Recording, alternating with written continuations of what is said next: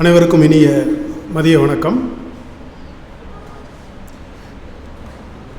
செருந்தி என்கிற கவிதை தொகுப்பு வழியாகவும் கலிபோதம் என்கிற சிறுகதை தொகுப்பு வழியாகவும் நமக்கு நன்கு அறிமுகமான ரம்யா அருண் ராயன் அவர்களுடைய ட்ரமோலோ என்கிற இந்த சிறுகதை தொகுப்பை குறித்த சில வார்த்தைகள் உங்களோடு பகிர்ந்து கொள்வதற்கான இந்த நல்ல வாய்ப்பிற்கு மகிழ்கிறேன் நண்பர்களே.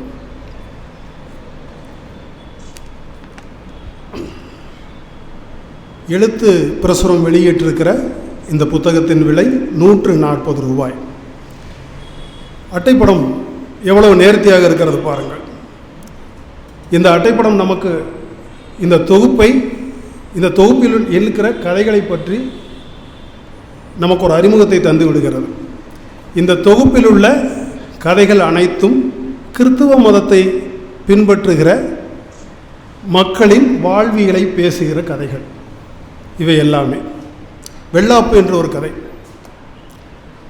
இன்றைக்கு இருக்கிற இளைய தலைமுறை அறிவீர்களா என்பது எனக்கு தெரியல.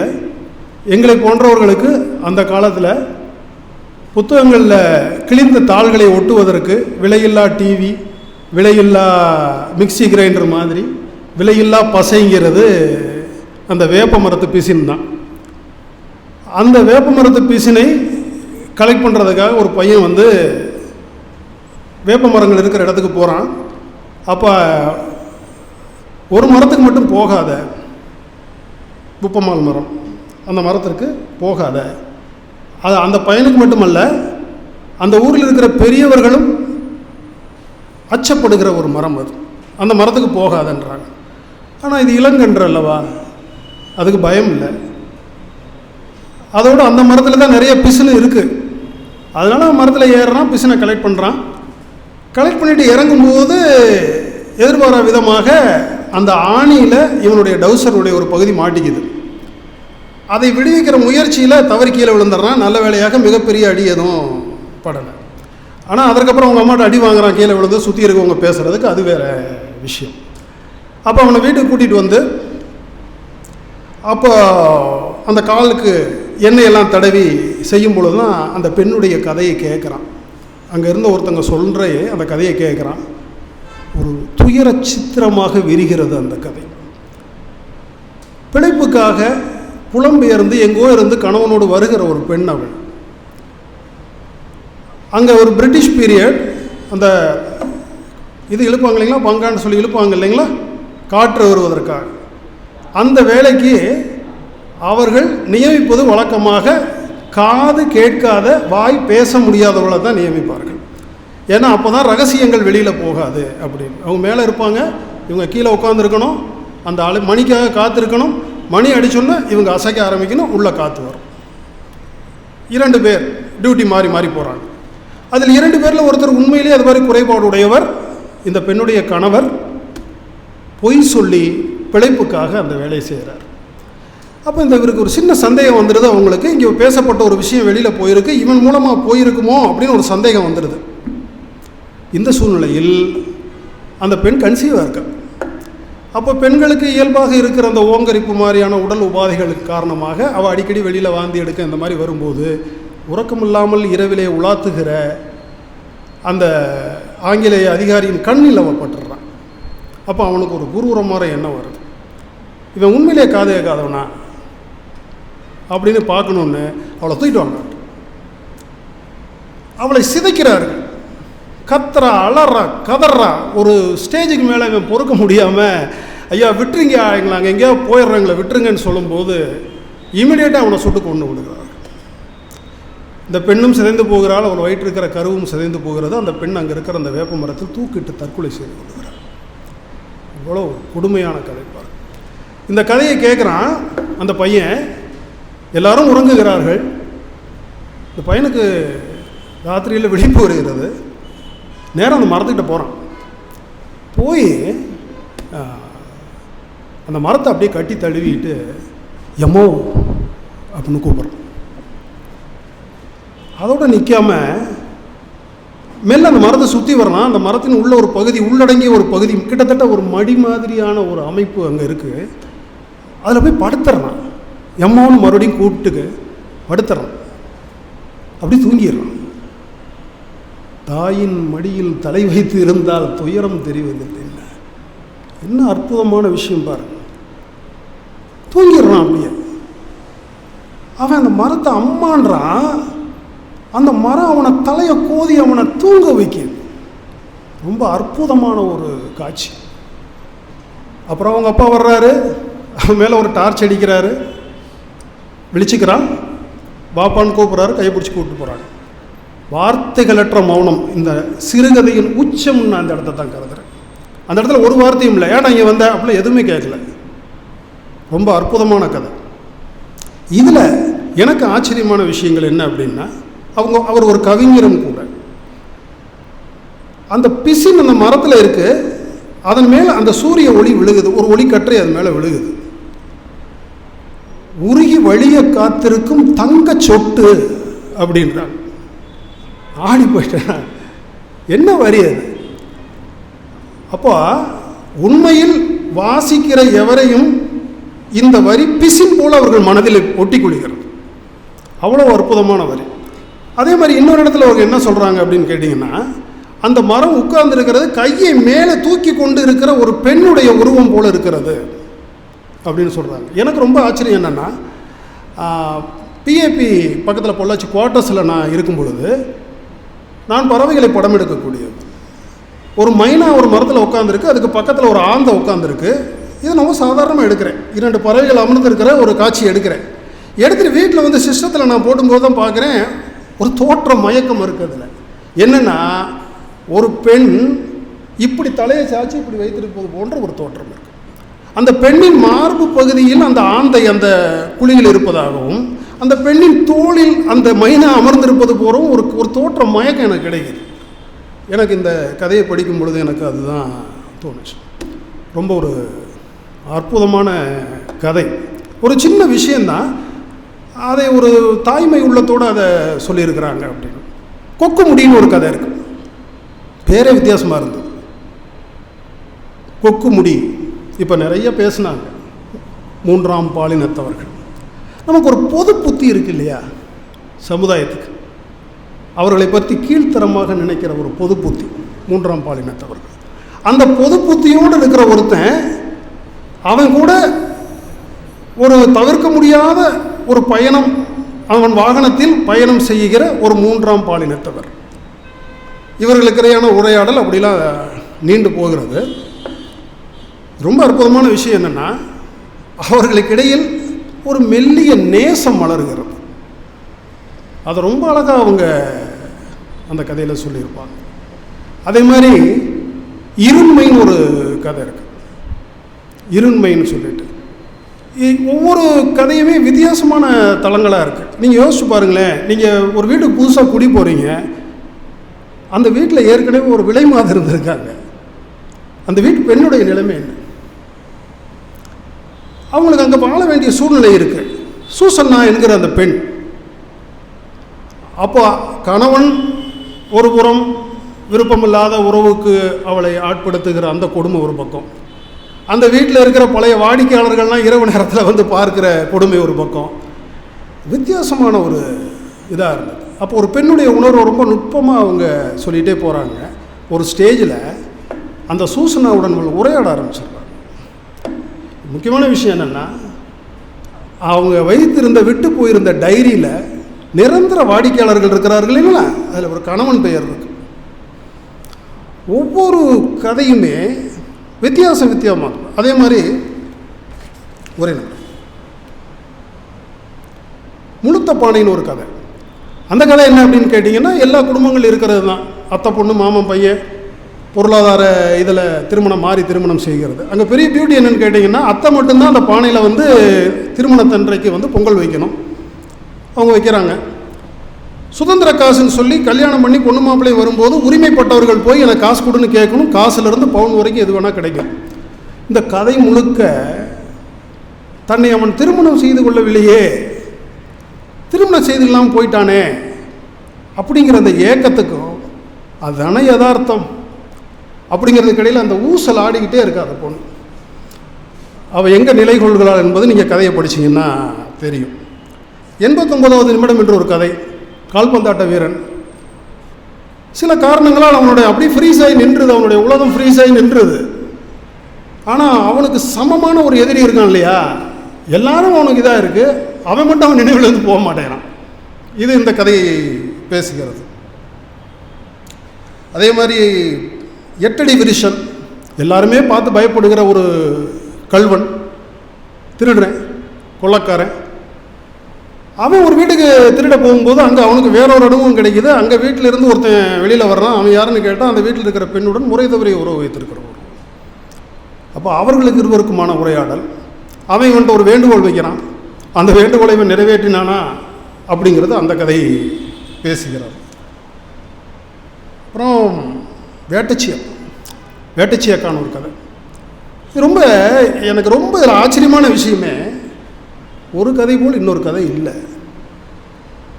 இந்த களங்களே ரொம்ப வித்தியாசமாக இருக்குது. நீங்கள் நினச்சி பாருங்கள், நீங்கள் ஒரு வேனில் ட்ராவல் பண்ணுறீங்க, பின்பகுதி இருக்கும் இல்லையா, ஒரு குட்டி யானை இருக்குன்னா பின்பகுதி, அதில் நீங்கள் ட்ராவல் பண்ணுறீங்க. உங்கள் கூட யார் ட்ராவல் பண்ணுறா தெரியுமா? நீங்கள் சற்று முன் தோண்டி எடுத்து ஒரு எலும்பு கூட்டு ட்ராவல் பண்ணு. எங்கேயாவது நம்ம யோசிக்க முடியுமா? ஒரு எலும்பு கூட உங்களோட ட்ராவல் பண்ணுது அப்படிங்கிறதே ஒரு வித்தியாசமான ஒரு விஷயமா இருக்குது. ஆனால் அவன் யாருன்னு கண்டுபிடிச்சிடறான். அவனுக்கு ஒரு குறிப்பு இருக்குது. ஐயோ, இது வேட்டச்சியக்காவாச்சே. யார் அவங்க? சிறு வயதில் இவனை கையை பிடிச்சி கூட்டிகிட்டு போனோம், ஸ்கூலுக்கு கையை பிடிச்சி கூட்டிகிட்டு போனவங்க. அவங்களுக்கு அந்த ஊரின் பெரிய மனிதனால் ஒரு வன்புணர்வு நிகழ்த்தப்பட்டு அவர்கள் கொலை செய்யப்பட்டு புதைக்கப்படுகிறார்கள். அவர்களுக்கு இவன் நீதி வாங்கி தந்தானா. இது அந்த கதையை பேசுகிறது. அடுத்தது உசரம்னு ஒரு கதை. சும்மா நமக்கு எல்லாம் நார்மலாக நாம் பார்க்குற வீடு, தெருவோரத்தில் வீடு கட்டினவங்க எல்லாருக்கும் தெரியும். துறையில் இருந்துட்டு அதை பற்றி பேசுவது அவ்வளவு சரியாக வராது, ஊழல் தான். அப்போ மேடாயிட்டே வருது, தின்ன கீழே போயிட்டே இருக்குது ஒரு ஸ்டேஜ். அந்த கோபத்தில் பாரம்பரியமாக தேள் கடிக்க அவர் மருந்து கொடுத்துக்கிட்டு இருந்த ஒருவர் அந்த உச்ச கோபத்தில் என்ன செய்கிறாரு? மனிதனுடைய இயல்பான ஒரு பழிவாங்கும் உணர்வை பதிவு பண்ணிருக்கு. சுஜாதா ஒரு முறை சொல்வார், நான் எந்த தொகுப்பை எடுத்தாலும் கவிதையோ கதையோ, தலைப்பு கதையோ கவிதையோ முதல்ல வாசித்து விடுவேன், ஏனென்றால் அந்த தொகுப்பில் சிறந்ததாக அது இருக்குன்னு சொல்வார். நான் உண்மையில் இந்த ட்ரமோலா என்கிற அந்த கடைசி கதையை நான் கடைசியாகத்தான் வாசித்தேன். சிறந்த கதை தான் ட்ரமோலா. பேரை கேட்கும்போது நான் பூபாலன்ட்ட சொன்னேன், தொகுப்பு தலைப்பு சொன்னேன். பூபாலன் பேரை ஒரு மாதிரியாக இருக்க பூபாலன், என்னால் எனக்கு இசை ஞானம் இல்லையே. இல்லை சார், நீங்கள் படிங்க அப்படின்னு சொன்னார். ட்ரமோலா அப்படின்னா என்ன அப்படின்னா, மொலோ அப்படின்னா என்ன அப்படின்னா, ஒரே சுருதியை திரும்ப திரும்ப இசைப்பது, அல்லது இரு வேறுபட்ட ஸ்ருதிகளை அடுத்தடுத்து மாறி மாறி மாறி இசைத்து ஒரு வைப்ரேஷனை உண்டாக்குறது தான் கிட்டார், வயலின் மாதிரி இதில் உண்டாக்குறது. எனக்கு தெரியல, ஒருவேளை புதிய பறவை படத்தில் எங்கே நிம்மதி படத்தில் நிறைய வயலின்களை பயன்படுத்தி உருவாகிறது கூட இந்த வகையை சேர்ந்ததான்னு எனக்கு தெரியல. ஒரு உணர்வு பூர்வமான விஷயங்களை, துக்கமோ சோகமோ மகிழ்ச்சியோ, ஒரு உணர்வை வெளிப்படுத்துகிற இதுக்கு இதை பயன்படுத்துகிறாங்க. அப்படி தொகுப்பின் உன்னதமான கதை என்று இது தாராளமாக இதை சொல்லணும். இந்த கதை ஆரம்பிக்கிறது பாருங்கள். நீங்கள் மறுபடியும் சொல்கிறேன், இந்த கதையை ரசிப்பதற்கு, இந்த கதையை உள்ளே மூழ்குவதற்கு இசை தெரிந்திருக்க வேண்டும் என்று அவசியமில்லை. எப்படி ஒரு பாடலை கேட்டு ரசித்து மயங்குவதற்கு அது இன்ன ராகம் என்று தெரிய வேண்டிய அவசியம் இல்லையோ, அதை போல் இந்த கதையில் நீங்கள் மூழ்குவதற்கும் நீங்கள் ஒரு இசை அறிவு கொண்டிருக்க வேண்டிய அவசியம் இல்லை. இந்த கதை எப்படி ஆரம்பிக்குதுன்னா, அம்மா இறந்துட்டாங்க, அவங்க புதைகுழிக்கு போவதற்காக கிடத்தப்பட்டிருக்கிறார்கள். அந்த கிறித்துவ முறைப்படி அவங்க கைகளை இப்படி வச்சு புதைக்கப்பட காத்திருக்கிறார்கள். அவங்க பையன்கிட்ட கேட்டது என்ன கேட்டிருக்காங்க, இறுதி ஆசையாக கேட்டிருக்கிறது, என்னை நீ அப்பா குழியில் இல்லை தாத்தாவோட குழியில், அது என்ன அந்த பழக்கங்கள்லாம் நமக்கு புதுசாக இருக்குது, அப்பாவோட குழியில் இல்லை தாத்தாவோட குழியில் என்னை நீ இதில் புதைக்க சொல்லணும். இந்த சிலுவை ஒரு 5 அங்குல சிலுவை, இந்த சிலுவை என்னுடைய புதைக்கணும், உள்ளேயே வச்சு புதைக்கணும். இதுதான் அவங்களுடைய இறுதி ஆசை. பையன் வெயிட் பண்ணுறான். ஆனால் அவன் என்ன நினைக்கிறான்னா, அவனுடைய பாக்கெட்டில் வேறொரு சிலுவை இருக்குது, எப்படியாவது அம்மாவுடைய கையில் இருக்கிற அந்த சிலுவையை எடுத்துட்டு மாற்றி இதை வைக்கணும்னு நினைக்கிறான். ஏன்னா அவனுக்கு அதுதான் பெரிய வடிகால், பெரிய அவுட்லெட். தினமும் அதில் தான் பேசுவான், செவத்தில் தொங்குது, அது போகிறத இவனால் டைஜஸ்ட் பண்ணி, அதே தான் மண்ணுக்குள்ளே போய் புதஞ்சி யாருக்காக போகிறது, அதெல்லாம் கொடுக்க முடியாது. எவ்வளோ ஒரு வித்தியாசமானது பாருங்க. அப்போ இந்த அம்மா ஏன் அந்த சிலுவையை புதைக்கணும்னு சொல்கிறாங்க? இதில் ரொம்ப முக்கியமான விஷயம் என்னென்னா, அவங்க தாத்தா ஆசைப்பட்டாரு அந்த சிலுவையை நான் கையில் வச்சுக்கிட்டு என் கூட புதைங்கன்னு. பெண்கள் பொதுவாக போகிறதில்ல சவாடக்கத்திற்கு. ஆனால் இவங்க அம்மா போய் கடைசி நேரத்தில் வெடுக்குன அந்த சிலுவையை எடுத்துகிட்டு வந்துடுறாங்க. அவங்க தாத்தாவோட புதைக்க அதை விடலை. என்ன ஏன் விடலைங்கன்னு கேள்விக்கான ஒரு பதிலாக மெல்ல கதை தன் சிறகுகளை அசைச்சு விரிய ஆரம்பிக்குது. அவங்க தாத்தா ஒரு பெரிய இசைக்கலைஞர். அவர்கிட்ட பாடம் கற்றுக்க வருகிற ஒரு மாணவன், இவளோட கிளாஸ்மேட், இவங்க அம்மாவுடைய கிளாஸ்மேட். கதை சொல்லி அவர் கதை சொல்கிறாரு அவங்க அம்மா. அப்போ அந்த பையன் வர்றான். அவங்க தாத்தாவுக்கு ஒரு நண்பர் கொடுத்த ஜப்பான் வயலின், அவர் ரொம்ப ஒரு பொக்கிஷம் மாதிரி வச்சுருக்காரு, அதான் அந்த பையனுக்கு கொடுக்குறாரு. இதில் வாசி பழகடா. சுற்றியில் இருக்கவங்களுக்குலாம் பொறாமை, என்னடா இவ்வளோ நாள் நம்ம கூட இருக்கோம், அந்த பையனுக்கு கொடுக்குறாரு, ஒரு ஸ்பெஷல் இது கொடுக்குறாரு. அந்தளவுக்கு அவனை நேசிக்கிறார். அவர் போகிற பக்கம்லாம் கூட்டிகிட்டு போகிறார். அவனும் அந்த ட்ரமோலாங்கிறது அதுதான் ரொம்ப ஒரு துடிப்பு அதிர்வுகள் அதிகமாக உண்டாக்குற மாதிரி வாசிக்கிற ஒரு அந்த வாத்தியத்தில் செய்கிற ஒரு விஷயம். அவ்வளோதான். அதில் அவன் எக்ஸ்பர்ட் ஆகிறான். போகிற பக்கமெல்லாம் கச்சேரிக்கெல்லாம் கூட்டிகிட்டு போகிறாரு. திடீர்னு ஒரு நாள் என்ன ஆகுது அப்படின்னு கேட்டிங்கன்னா, ஒருத்தர் சொல்கிறாரு, நீ அவனுக்கு பொண்ணை கட்டி கொடுக்க போறியாமா, என்னையா வேலை இது அப்படின்னு சத்தம் போடுறாரு. இவர்களுக்கு அப்போ அந்த ஒரு மன கொதிப்பில் ஒரு இருக்கும் பொழுது, வேறொரு ஒத்திகை பார்த்து கொண்டு இருக்கும் பொழுது, 2 பேரும் கிளாஸ்மேட்ஸ் தானே, 2 பேரும் கிளாஸ்மேட்ஸ். ஸோ ஏதோ ஒரு உடல் மொழி, அவர்கள் இருவருக்குமான உடல் மொழியில் அவன் தன்னுடைய கவனத்தை சிதறடிக்கிறான். அவங்க தாத்தாவுக்கு கோபம் வந்துடும். அடிக்கிறார். அடிப்பதோடு இல்லாமல் ஒரு வாளியை தூக்கி அவன் தலையில் கமுத்துறார். அந்த வாளியில் என்ன இருந்தது தெரியுமா நண்பர்களே? உங்களுக்கெல்லாம் தெரியுமா? இன்னைக்கு இருக்கிற சின்ன பசங்களுக்கெல்லாம் தெரியாது, நாங்கள்லாம் பார்த்துருக்கோம். எடுப்பு கக்கூசுன்னு சொல்லுவாங்க. அந்த காலத்தில் காலையில் மலம் கழித்து எல்லாம் போன பிறகு வீட்டுக்கு வருவாங்க. வாளியில் மண் எடுத்துகிட்டு ஒரு இனம் வருவாங்க, ஒரு குரூப் ஆஃப் பீப்புள் வருவாங்க. அந்த மலத்தை எடுத்துக்கொண்டு போவார்கள் அவர் க்ளீன் பண்ணிட்டு. அந்த அம்மா, இந்த பையனுடைய அம்மா, இவன் ஒவ்வொரு நாளும் இவன் வாசிக்கும் போதும் தன்னை மறந்து, அந்த அம்மா பெருமை தானே, நம்ம பையன் எப்படி இருக்கான்னு, அந்த வாளியை பிடுங்கி அவன் தலையில் கொட்டுறார். ட்ரமோலா இவ்வளோ பெரிய அதிர்வுகளை உண்டாக்குற காட்சி பாருங்கள். அதுக்கப்புறம் அவன் ஈவினிங் அந்த வயலினையும் கொடுத்துட்டு அந்த சிலுவையும் கொடுத்துட்டு போயிடுறாங்க. அன்று மாலை அவர்கள் இருவரும் ரயிலில் அடிபட்டு இறந்து விடுகிறார்கள். அவ்வளோதான், ஒரு வரி தான். அதுக்கு பிறகு அந்த தாத்தா பயங்கர குற்ற உணர்வுக்கு ஆட்படுகிறார். அவர் அந்த சிலுவை முன்னாடியே நின்று நீண்ட நேரம் அதை இது பண்ணுறாரு. அதனால் அவர் தன்னோட அதை எடுத்துகிட்டு போயிடணும்னு ஆசைப்படுறாரு. ஆனால் அந்த அம்மா விடலை. இந்த கதையை ஒரு நாள் அந்த பையன்கிட்ட அந்த அம்மா சொல்கிறாங்க, தன்னுடைய மகன்கிட்ட. அப்போ இவனுக்குள்ள ஒரு கேள்வி, உண்மையிலே அம்மா அந்த பையனை லவ் பண்ணாங்களா? ஒரு கேள்வி. நண்பர்களே, சொல்லுவாங்க தெரியுமா, லேடிஸ்ட்ட விஷயம் தங்காது. லேடிஸ் எதாக இருந்தாலும் உளறிடுவாங்க, நம்பாதீங்க. அது ஒரு மித்து. ஒரு ஆண் மரணம் அடைந்தால் அவனோடு சேர்த்து ஒரு 10 ரகசியங்கள் புதைக்கப்படும் அல்லது எரிக்கப்படுமானால், ஒரு பெண் மரணம் அடையும் போது 1000க்கும் மேற்பட்ட ரகசியங்கள் அவளோடு சேர்ந்து புதைக்கப்படும் அல்லது எரிக்கப்படும். ஆனால் இந்த கேள்விக்கான விடை அந்த நாவலில், அந்த சிறுகதையில் இருக்கு. அந்த பையன் அவ்வளோ ஸ்ட்ரெயின்லாம் பண்ண வேண்டியதில்லை. அப்போ அவர் என்ன செய்கிறாரு, இறுதிச் சடங்குகள் நடக்குது. அம்மாவின் ஆசைப்படி ட்ரமோலா வாசிக்கிறான். அம்மாவோட இறுதி ஆசை நிறைவேறியதா இல்லை இவனுடைய ஆசை நிறைவேறியதாங்கிறது புத்தகத்தில் இருக்கு. நான் ஆரம்பத்திலே சொன்ன மாதிரி அவங்க ஒரு கவிஞர் என்பதால் அந்த நடை அப்படி ஒரு ஃப்ளோ, எந்த இடத்திலும் ஒரு தடை இல்லாத ஃப்ளோ இந்த கதையில் இருக்கிற அது போன்ற சிறப்பு பகுதிகளை எடுத்து சொல்கிறதுனா எனக்கு குறைந்தபட்சம் 20 நிமிடங்கள். அந்த குறிப்பாக அந்த 3ஆம் பாலினத்தை சேர்ந்த பெண் அந்த டிரைவர்கிட்ட வாகனம் ஓட்டிட்டு ஒரு இடத்துல பேசுகிறா. அப்போ அவன் கேலி பண்ணுறான், கவிதை கவிதை கவிதை அப்படின்றான். அவ்வளோ அற்புதமான வரிகள். நான் ஏற்கனவே ஆரம்பத்தில் சொன்ன மாதிரி, தங்கச்சொட்டுன்னு சொன்ன மாதிரி ஒரு நல்ல நடை.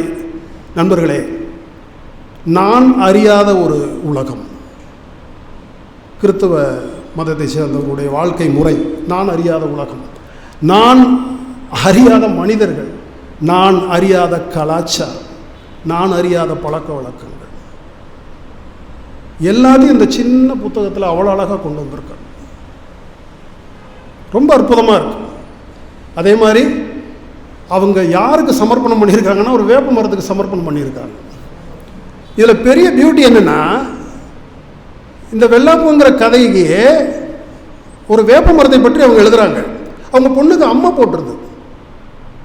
உடனே அவங்களுக்குள்ள ஒரு குற்ற உணர்வு, உன்னுடைய ஆன்மாவை நான் தொந்தரவு பண்ணனால தான் நீ என் பொண்ணுக்கு இப்படி பண்ணிட்டியா, நான் மன்னிச்சுக்கேன்னு மன்னிப்பு கேட்குறாங்க. என்ன என்ன சொல்கிறது? நினைத்து பார்க்க முடியாத கொலை பாதகங்களெல்லாம் செஞ்சுட்டு சாதாரணமாக எந்த உணர்வும் இல்லாமல் நம்மளாம் வாழ்ந்துக்கிட்டு இருக்கோம். ஒரு மரத்தினுடைய ஆன்மாவை தொந்தரவு பண்ணிட்டோம் அப்படின்னு வருத்தப்படுகிற அந்த உள்ளம் இருக்கே, உண்மையிலேயே ரொம்ப அற்புதமான ஒரு உள்ளம். அந்த வேப்ப மரம் எல்லா கதைகளிலும் அசைந்து கொண்டே இருக்கிறது. அந்த வேப்பம் பூக்களின் மனம் வாசிக்கிறவர்களின் நாசிகளில் கமழ்ந்து கொண்டே இருக்கிறது. அற்புதமான தொகுப்பு. வாய்ப்புக்கு நன்றி.